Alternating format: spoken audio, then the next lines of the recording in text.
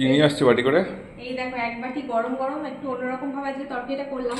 রোজই একরকম ধরনের রান্না হচ্ছে, তার দিয়ে একটু অন্যরকম ভাবে করলাম রান্নাটা। আর এই যে তোমার খাওয়ার এখানে তো দিয়ে দিয়েছি, ডিম সেদ্ধ খাওয়া হয়ে গেল। আর দুপুরে খাওয়াটা গুছিয়ে দিচ্ছি। মিঠিকে আজকে স্কুলে একটু লুচি দিলাম, রান্নাঘরে রাখলাম লুচিটা, অল্প করে পেয়েছিলাম। এই যে দিয়ে দিই গরম গরম ভাত, বাটিতে করেই হয়ে যাচ্ছে, ওই জন্য বাটিতে করে ভাত করলাম আর হাঁড়ি বসালাম।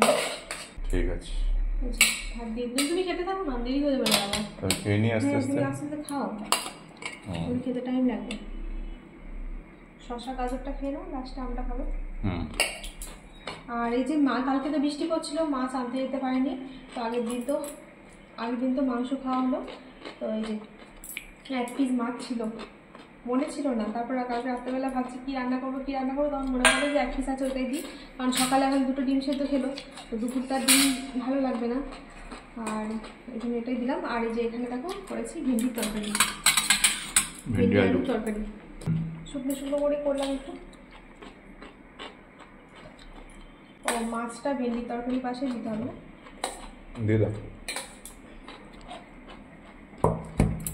দেবো তরকারি না, এখানে দিলাম, একটু মাখামাখি হয়ে যাবে, কিন্তু কিছু তো করার নেই। ঠিক আছে, অসুবিধা নেই। দেখো এখানে কি তরকারি করেছি বলো তো। কি এটা? এখানে রয়েছে ঝিঙে, আলু আর ছোলার ডালের বড়া করে তরকারি। আর একটুখানি ডাল বাটা রেখে দিয়েছি, ফ্রিজে রেখে দিলাম একটু মিঠির জন্য, দুপুরবেলা গরম গরম ওর জন্য একটু বড়াটা ভেজে দেবো। মেখে মশলা দিয়ে মাখানো রেডি করা আছে, ওর জন্য গরম গরম করে দেবো। ভাবলাম তোমার জন্য দুটো বড়া ভাজা রাখবো, দিয়ে ঢেলে দিয়ে তাহলে করবো। ও ঠিক আছে, ভেজে রাখ। একটু ঝোল ঝোল, হালকা একটু ঝোল ঝোল করলাম, কারণ ডাল তো আর করিনি। ঠিক আছে,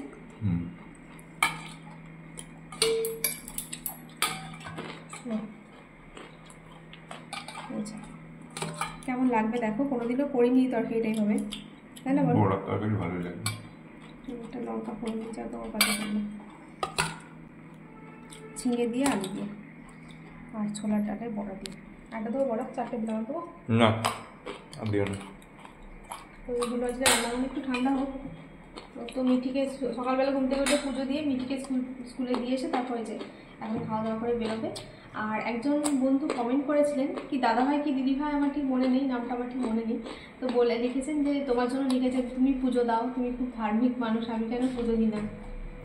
তো আগে আমিই দিতাম, আমরাই দিতাম, কিন্তু কি অনেক দেরি হয়ে যেত আমাদের, সকালবেলা উঠে রান্নাবান্না ধরুন, এবার রান্নাবান্না সেরে সমস্ত কাজ সেরে পুজো দিতে দুপুর হয়ে যেত।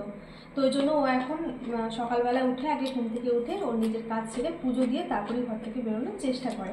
এক একদিন হয়তো বিশেষ কোনো কাজ করে গেলে তখন হয় না, কিন্তু বেশিরভাগ দিন ওই দিয়ে দেয়, কারণ আর আমি দিতে গেলে অনেক দেরি হয়ে যাবে, সেই জন্য।